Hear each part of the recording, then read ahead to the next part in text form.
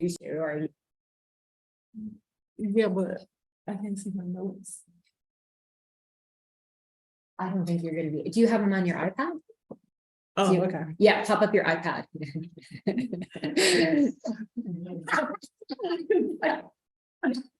Like I do not remember. I think what you'll be able to do is like, you can forward your slides on here, right? But you can see your notes on your iPad. Let me No just hit problem. got it on here. You recorded it, okay. Okay.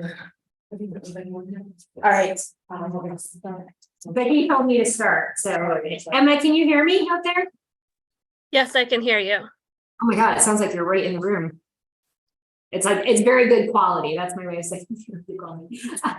Anyway, thank you for coming to this brown bag presentation. My name is Christy Anastasia. I work in the regional office with partnerships. While I was in the regional office, I have folks who come in detail to me for about 120 days to assist with the partnership program. Ernestine Robinson was one of my details, so she helped me remotely from her position to move the partnership stuff in this region. This region has more partnership programs than any other region. That's what I'm told. And so it was great having Earnie work with me.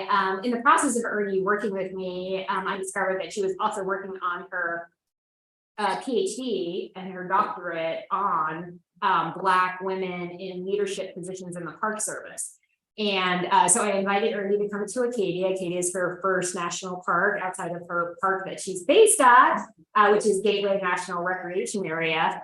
And so her first visit, I took her to the Triple Arch Cobblestone Bridge, which is my favorite bridge in the park. There's a favorite bridge outside of the park.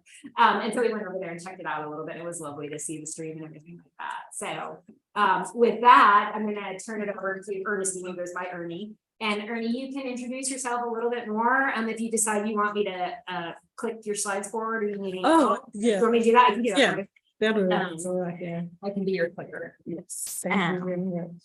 And it's such a small group here. Maybe if maybe we'll do introductions first and then come back around to Earnie. So maybe Okay. start with Kevin. It's a small group, so I think everybody can just say hi. Okay. Kevin can start. Welcome, I'm Kevin Schneider, I'm a superintendent. I have to leave at 1, so seeing you get up and leave, it's not, because I didn't like what you have to say, but I have a meeting at 1. I'm Jake Van Gorder, I'm an air and water quality technician. And program manager for resource. Welcome, and like Kevin, I have to leave for 1 o'clock meeting as well, so. And I will leave my laptop at 1 o'clock. But, Okay, we can do it. okay. We got it. Sorry, poor planning on my part. I'm a President employee, Becca Stanley, work for Visitor Use Management, Social Science Department. And I'm Laurel Shanks, I'm a recreation technician, so we're in the same department. And I'm Amanda, and we've met. Excellent. You know me. Okay. Okay, just you can just like raise your hand when you want me to move your slide. Okay. Want me to- Well, I'll push your slide, but like you have to give me some kind of signal, either say next slide or Okay. wiggle your ears or something like that. Okay. All right. All right.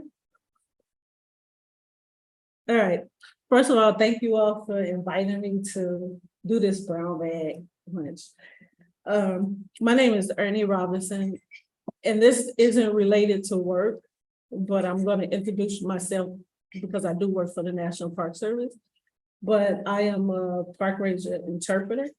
I've been in the park for about 22 years.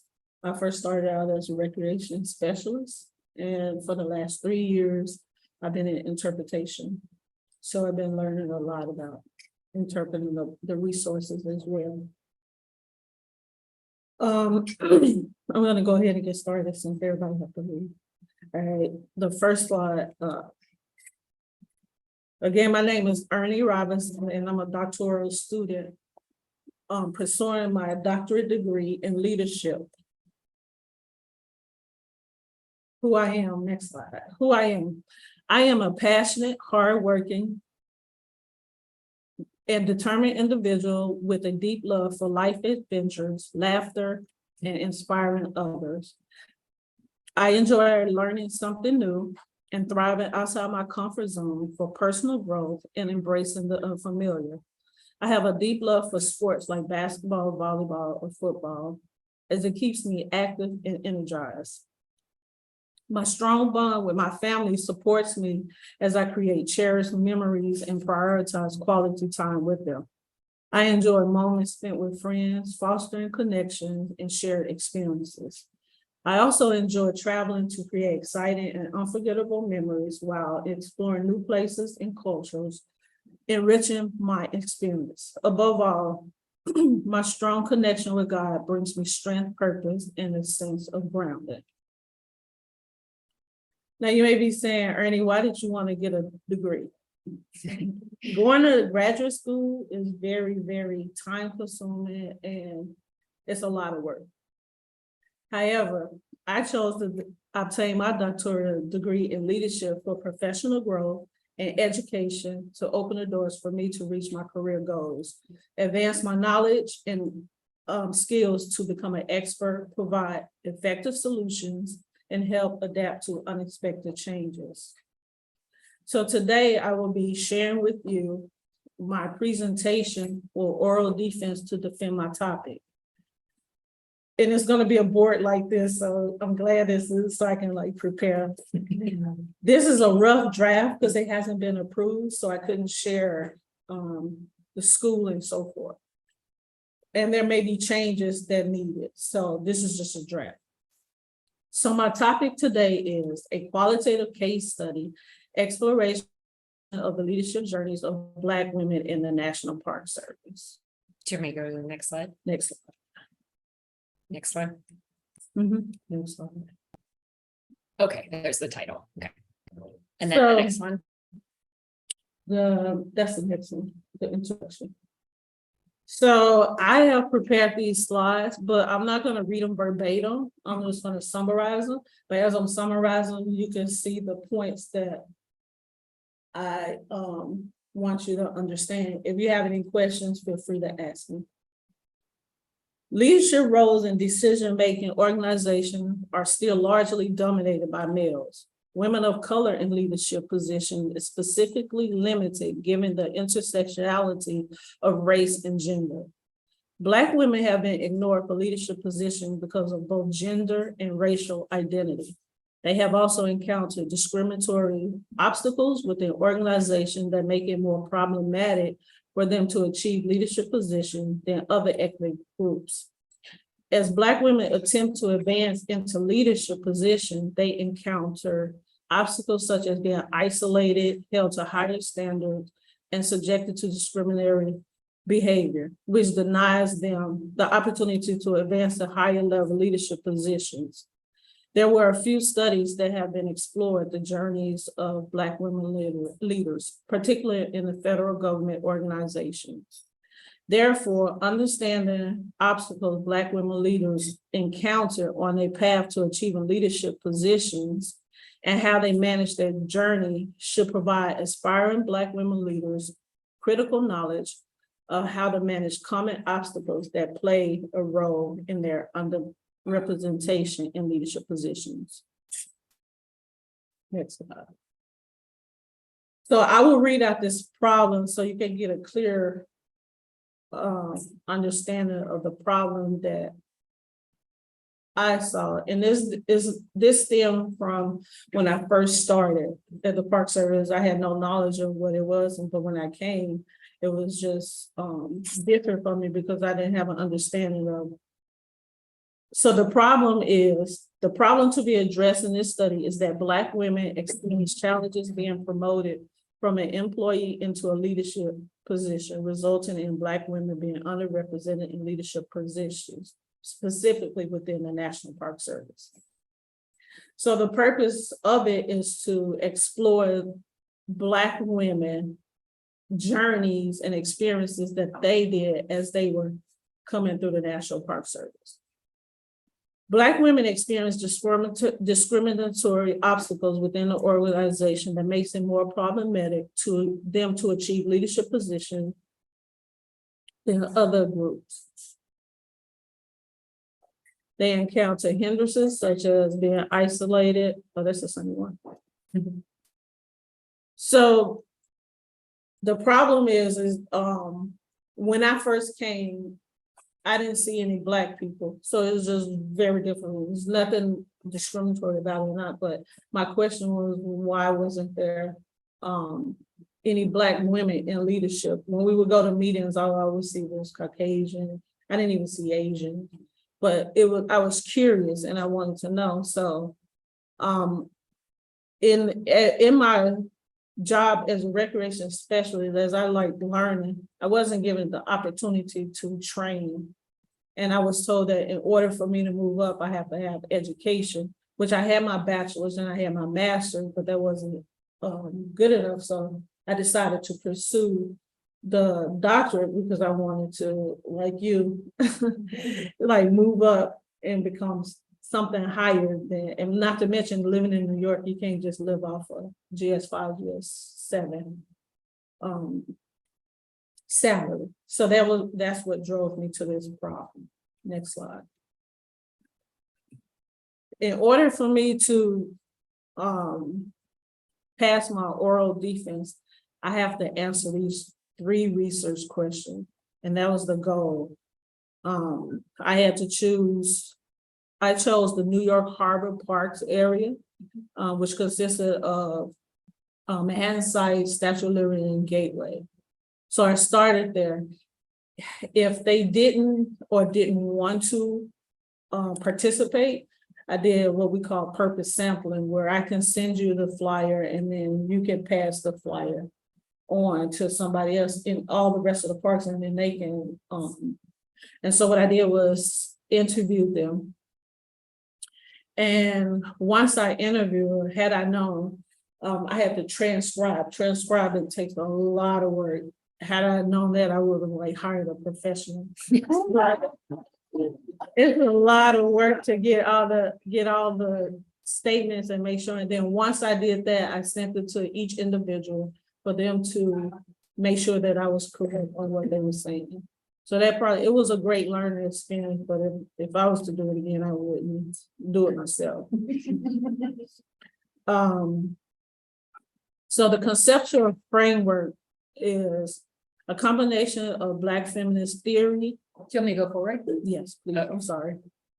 Were selected to frame and explore the experiences and perspectives of the leadership journeys of Black women in the National Park Service within the context of leadership continuum framework presented. Feminist theory aims to understand the nature of gender inequality and intersectionality, which is to illustrate that everyone has a unique experience of discrimination and oppression, and how people who are disregarded by structural inequities interact with these unfair practices. The leadership continuum reflects the development journey women experience when progressing to leadership position, and informs the study regarding elements and aspects of leadership journeys that could be salient for women specifically. Next slide. My literature review, which I had to summarize, that includes people of society frequently treat Black women unfairly because of the connection with both their race and gender. Due to their Blackness and womanhood, they are frequently excluded from Black and women rights movements. While executives do not give Black women promotions at work due to their discomfort and unfamiliarity with Black women. Black women experience challenges in being promoted from an employee into a leader position, resulting in Black women being uniquely suited to guide their peers on overcoming obstacles and strategies that provide successful for them. Yet few studies have explored the journeys of Black women leaders, particularly in the government. During the research, I couldn't find anything relating to Black women in the National Park Service. Next slide. The research and methodology and design is a qualitative multiple case study in the most appropriate method and design combination for exploring the experiences of Black women leaders and the perspectives of challenges that they encounter in their leadership journey and how they successfully navigated their path to leadership. So my current study aligns with the goals as the focus is on gathering and examining experiences of members of the target population of Black women in their leadership journeys in the National Park Service. Their achievement of leadership position is essential in the current study in order for them to have rich experiences to share regarding it. A qualitative multiplication research is more appropriate in this study because I employ the design and permitting the examining specific events, activities, such as issues of personnel, processes, and organization. These characteristics fit the context of the current study. So I had to collect the data. I did face-to-face interviews or over Zoom or in person. Over the phone. So the 6 thematic analysis that we use are coding the views, opinions, and experiences of the participants, creating themes, revising themes, giving and describing the name of the themes. So that's what I had to do after transcribing. I had to come up with themes that fit all. So my goal was to get, even though it's 11 parks in the New York Harbor Parks, my goal was to get at least 6. Because with studying, there was, before retiring, I think I counted like 11, but then after retiring, there was maybe 4, maybe 4 remaining, I don't know, maybe about 4. My position is that as an employee with the National Park Service, I understand the context within which members of sampling frame have achieved leadership position, which can contribute to me gaining their trust and comfort with interviewing with me to gain insight on how to prepare future Black women for leadership position and uncover strategies to overcome the challenges they face. Next slide. So the population, it was approximately 15, and they were between the ages of 48 and 75. When you say leaders, what was your, are they superintendents or are they? So the leaders, level of? Yeah, so the leaders can consist of superintendent, managers, or people who served in a leadership role.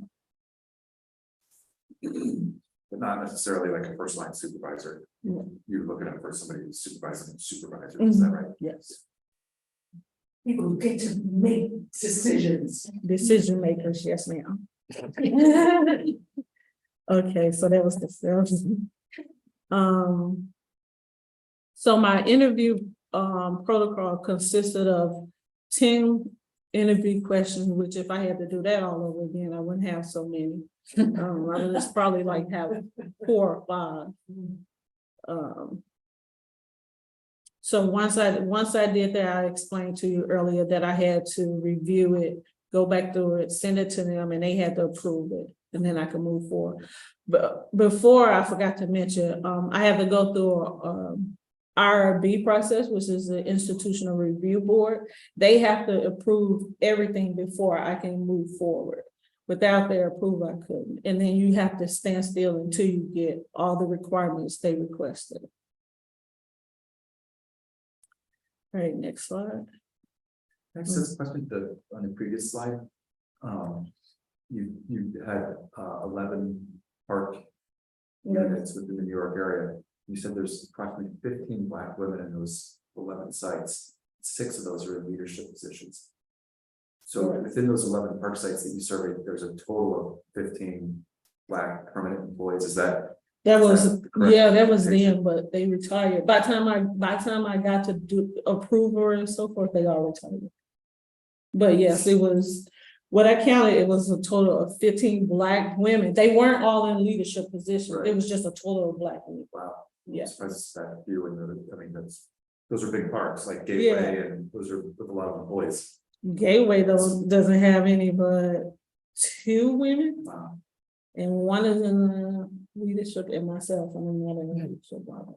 So, It is, and Earnie and I talked about this a little bit. I was like, how can a park like Gateway that draws from the local population not have some kind of reflection of the diversity and demographics of New York? right. And talking to Earnie, he's just like, nope. So it is pretty shocking, and yeah. Yeah, that stood out to me. Boston is the same. Oh, just really? another urban area. I can think of one Black woman in a leadership position, and I think she's the only Black employee in the Yeah. park. And in fact, Earnie, your flyer, once your flyer was allowed to go outside of the Yeah, New York, sent it I to had her. sent it to Amanda. Yeah. I was like, okay. I Amanda, did send it to her. we need to find some Black women in leadership positions so you can get your PhD. But no, that is true because I was panicking because like the women in the New York Harbor Park wasn't responding. So and I think it was a fear because using a name, which we're not allowed to use any names. So for after 3 years, then I can discard everything. But as far as names, the tape recordings, whatever I wrote down, I couldn't share it. I couldn't share it with either one of them with the next person. So I think maybe it was a fear of trust, like who am I? Like she's gonna give out information or whatever, but they just didn't know. It was I couldn't give it out and I wasn't gonna get it out because I wanted to graduate. So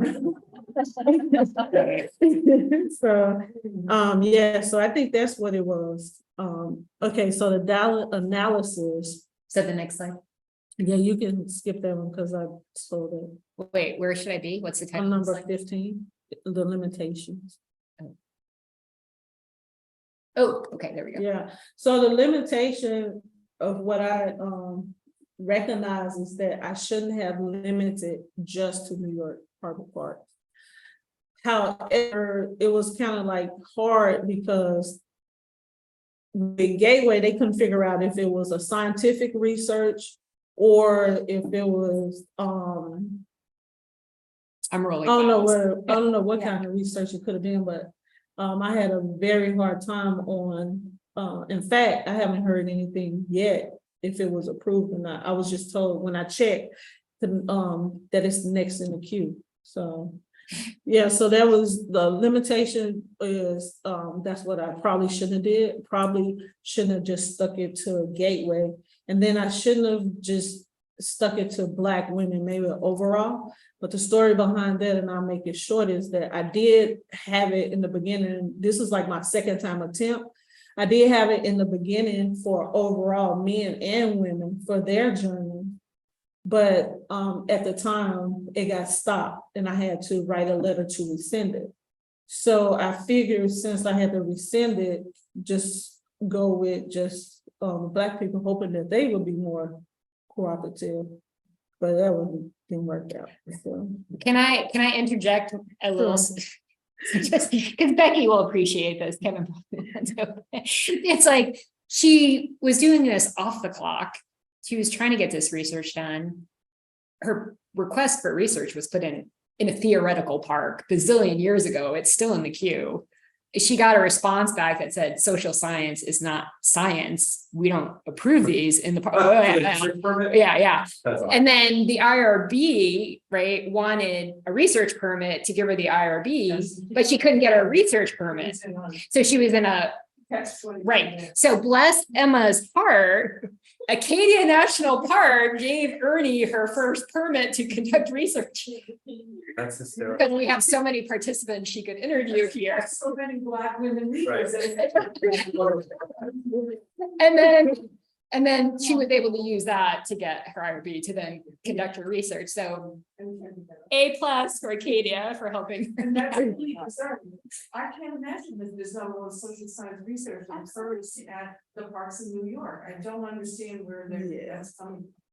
That's absurd. Think about how we function as a bureaucracy and how smooth and efficient we are. It makes perfect sense, right? Okay, so anyway, I had to give Acadia props for helping. Yeah, I was when it's all over and done and approved. 3 years from now, the theoretical part might say No, your it's in permit there. is denied. It's in my acknowledgement. So that goes to say about the issues of trustworthiness. Strategies they use to minimize the threats of credibility is member checking, which was the purposeful sampling. So if you sent it, they had a choice to say, yes, I'm gonna do it. So that if they say yes, they'll do it, they wouldn't have a problem with it. The expert reviewer, I got someone outside of the Park Service to review it, so there wouldn't be no conflicts to do it. All right, next slide.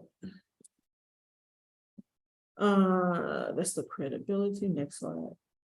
So just time check, Ernie, you're about like halfway-ish through your time. You have more time than that, but just kind of Okay, a sense of where you're at. Yeah, I'm trying to, transferability, we talked about that. Do you want me to move forward? Yes, go to ethical, I just talked about that. Go to 22. I don't think I can see. Oh, is there somewhere where there's a number of your select? I don't know that I can It's see it. finding research question. Okay. Is this it? Research question 1? Mhm. Okay. We'll go to the next one. Well, let them read that part Okay. first, but the next one is gonna be. As you're reading that, with each research question, whatever themes you come up with, you have to answer that research question. So with research question 1, I came up with 2 themes that were applicable to answer the research question. These things included having a deep understanding of the concept of leadership and a long journey to achieving leadership. The first thing was having a deep understanding of the concept of leadership. Participants C, for instance, define leadership as the ability to positively inform and influence operations and people. Based on their distinct journeys to leadership positions in the National Park Service, the participant demonstrated a deep understanding of the concept of leadership. The participants' interview responses show that being adept on the concept of leadership is part of the journey to achieving a leadership position in the National Park Service. The other thing was a long journey to achieving leadership. All participants except participant B stated that they have been in a leadership position at the National Park Service for over 10 years. It took over 10 years for each participant to achieve leadership. Participant D said this work took about 10 years to accomplish, and the experience was very gratifying as I continue to hone my leadership skills.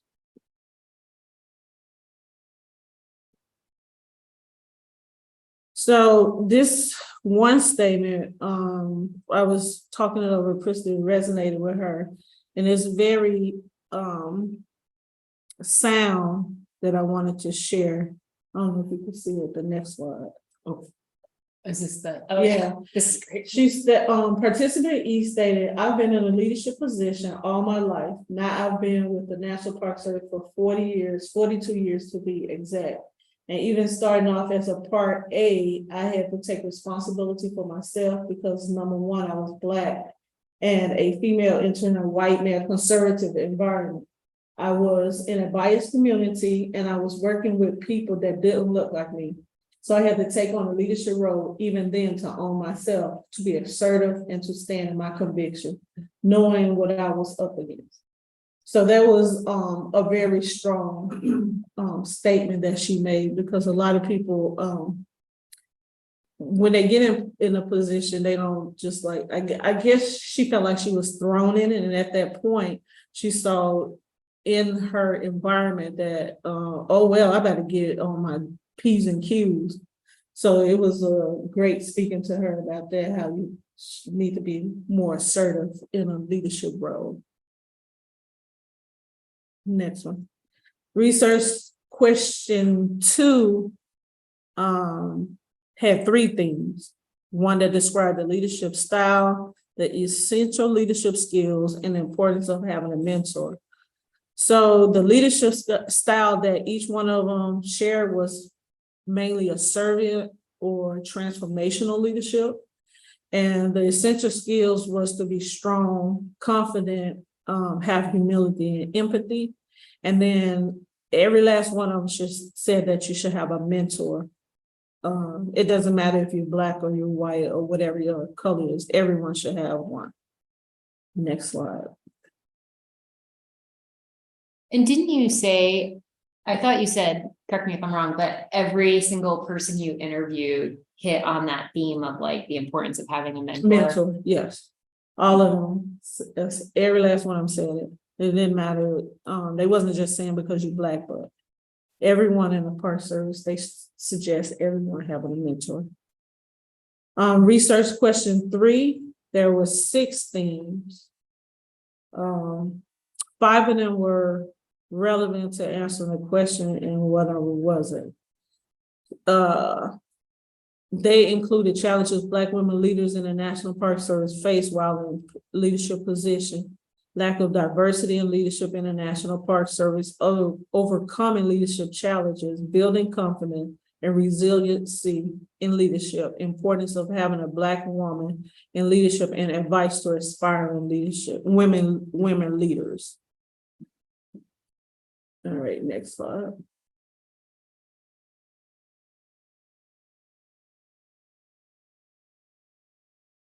I went over that with the, this is just about how everyone had to, they implied that they had to wait 10 years to become a leader in anything they do. Whether they went to training, have a mentor, or attended a mentor, they had to wait 10 years before being put in a leadership position. Implications for research number 2. The findings show that, that's the next slide. Yeah. The findings show that Black women leaders in the National Park Service believed in and implemented a variety of leadership styles, encompassing serving leadership, consensus building with subordinates, compassion, and empathy. That was what I shared earlier. Implications of research question 3.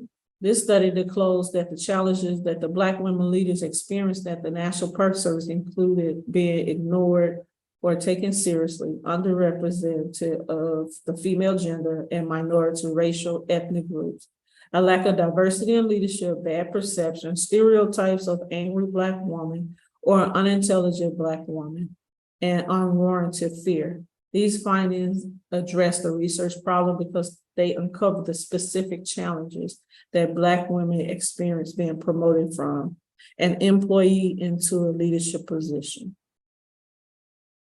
Next slide. So the recommendation that I came up with is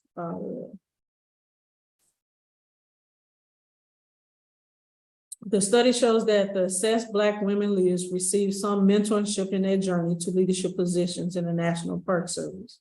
Accordingly, there is a need to have more mentors in the National Park Service, to have more women, particularly Black women, rise into leadership positions. Leadership creates an inspiring vision of the future, motivates and inspires people to engage with the National Park Service.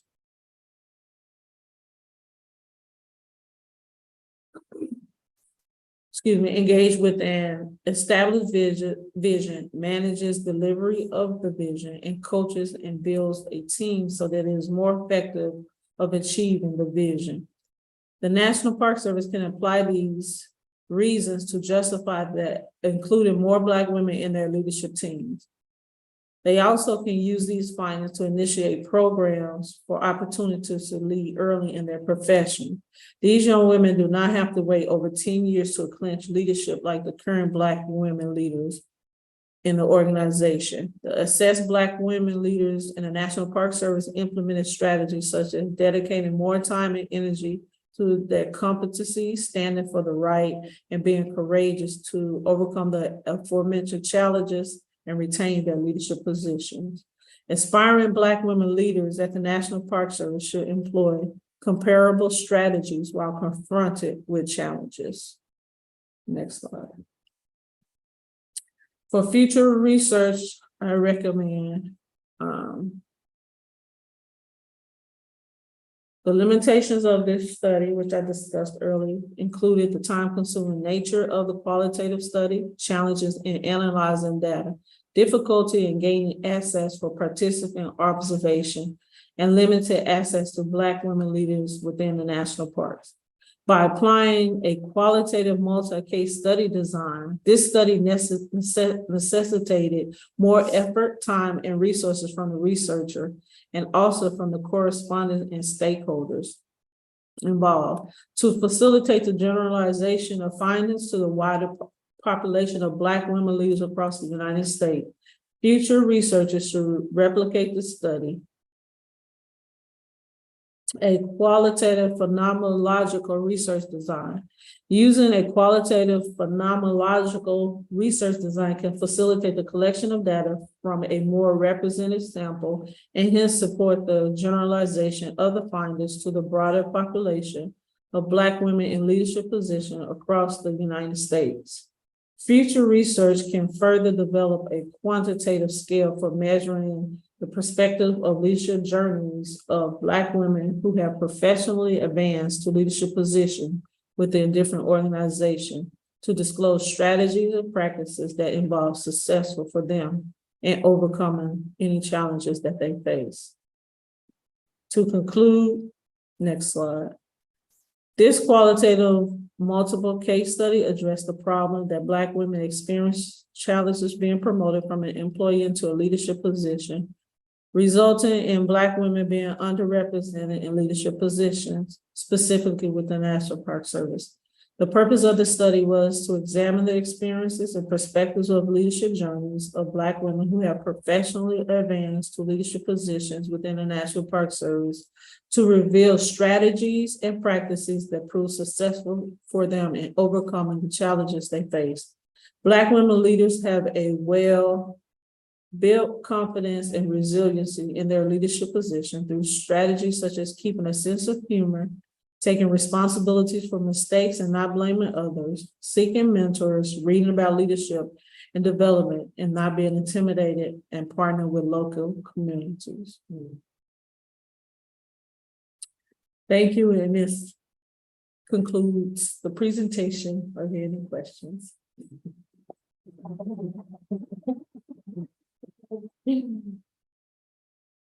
I have a question. I was wondering, like, you mentioned that it was hard to kind of gain trust initially. Like, I was wondering how you did kind of build trust.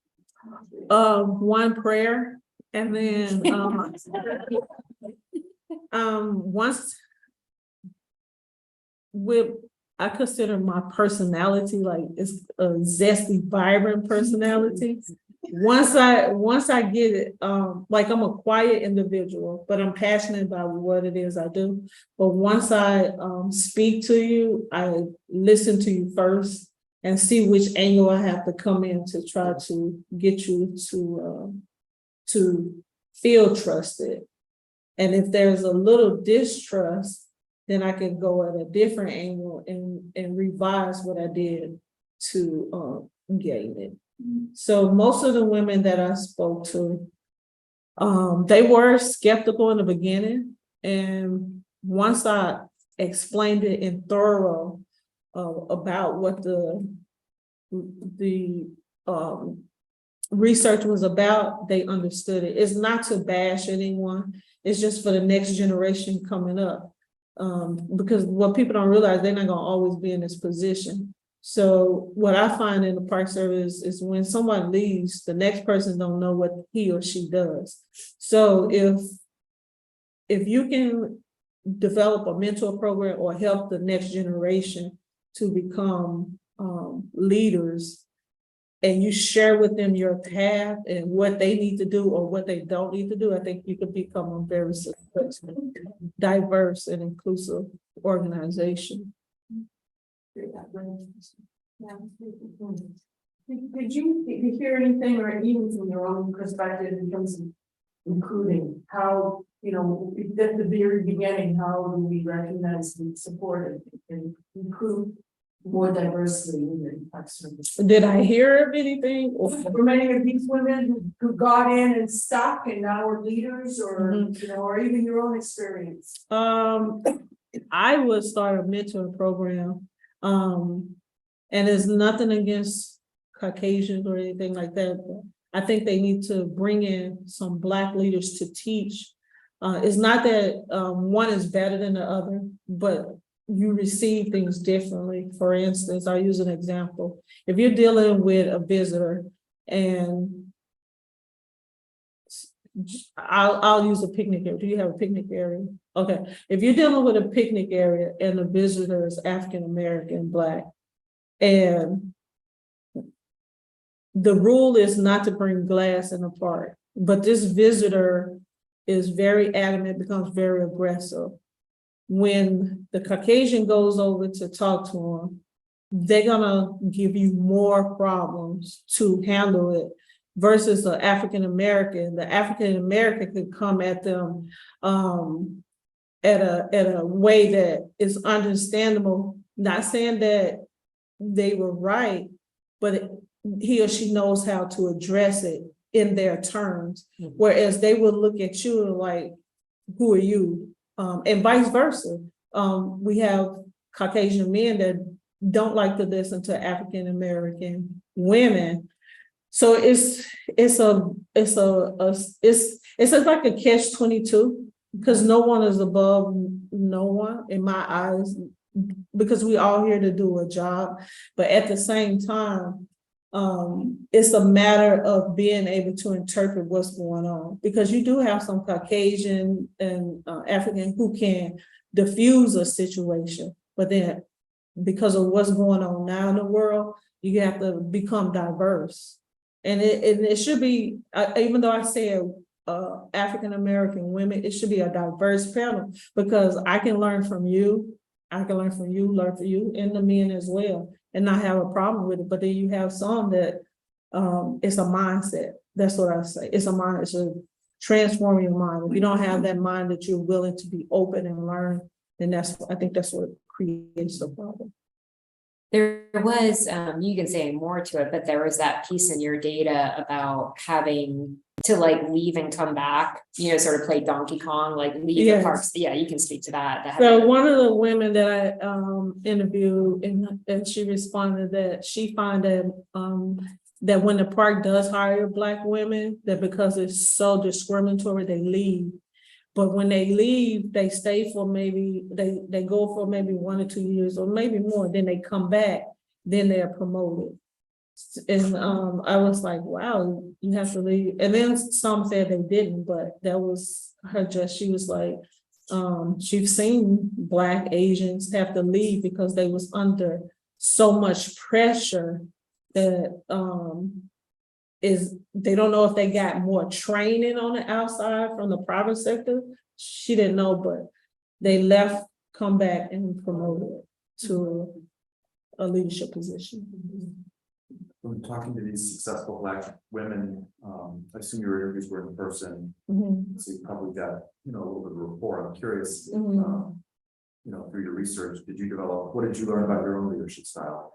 And how did your own leadership style evolve through this? Well, I'm tough. No, just kidding.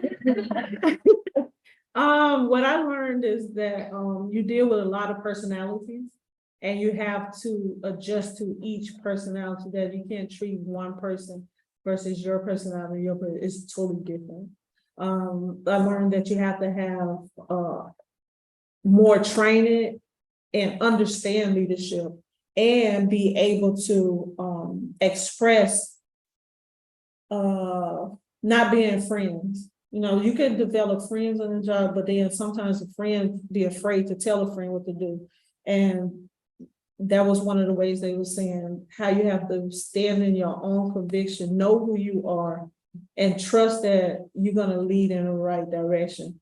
And don't be ashamed to share your knowledge, because they found that a lot of people are afraid to share their knowledge.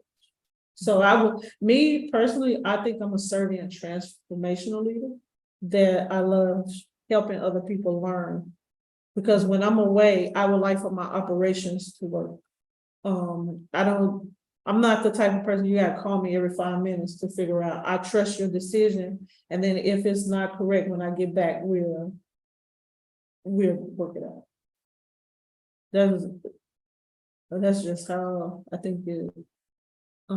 Actually, I've acted in leadership positions, and I was the leader of a kayak program, and I had to choose the workers. So I had 4 seasonals to work with me, and they each had different personalities. One was a real strong one because they was in the Army. They were a veteran, and she gave me a run for my money. But it taught me how not to treat everyone the same in every circumstance. And it was a successful program, and I learned, and I think That's one of the reasons why I decided to do this presentation. Yes. Who's your mentor? I don't have I don't have a mentor, but I bug Christy all the time. I can tell if I bug her out. Ever since I met her, it was like to me, it was like an instant connection of someone who I can trust and talk to. And not only that, she gave me an opportunity to show that I can do something outside of being a recreation park ranger. So when I first came in Gateway, I was a recreation specialist, I had to do programs and so forth, but it's mostly sports. So connected with the leagues and so forth. But I always wonder, like, how can we get them to partner with us outside of sports? Because once they do the sport, they leave. They have no connection with it. Matter of fact, they still think we city, and they've been playing umpteen years and still think we the city. So I used to always want to learn how to partner, and I applied for a partnership detail before, but I got denied. So it came out again, and I was like, this a little hesitant, and I was like, if I get denied again, maybe this ain't the thing for me. So I was like, you know what, I'm gonna do it again. And my coworker knew this is what I was gonna do. She came and told me, she was like, it's out. I was like, it is? Oh, put it on. So I didn't hear anything. I was like, oh, well, that's just another job. So I was like, I just kept looking. And when she gave me the opportunity, I was just ecstatic. I was like, oh my gosh. It's different being at home than in the field. So I was like, would I like being at home and I was like, oh, this is nice. She taught me a lot and opened up my eyes a lot. Like you can't be just like keen on your job, that there's a lot of opportunities within the national park. It's just finding your passion. You could do a lot worse than her for you. I think you just got promoted.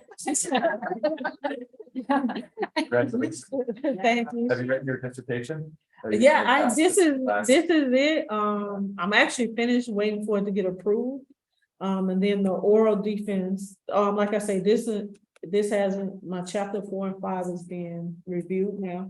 And then it get approved and start preparing for the oral defense. So yeah. So close. Yeah. It is Yeah, really close. it's been a roller coaster. It's a lot of work. And I mean, my hope for Earnie, and I've talked to her a little bit about this, is like when you get through with your dissertation and like this structure of this thing, right? And you get your doctor thing, it's like, I think that like this can be massaged into an article for, something in the Park Service about what this actually means for us. Because even some things that you didn't even touch on that you shared with me is like the experience you shared with me where someone like was like a Black person complained of discrimination from another Black person. And oh, I'm sorry, I meant to people don't realize, but it is Black on Black. Congratulations. yeah, thank you, Kevin. And I'll get you your computer. Yeah, so there is one of the women was discriminated from a Black I think you can supervisor. just disconnect it. And when she called her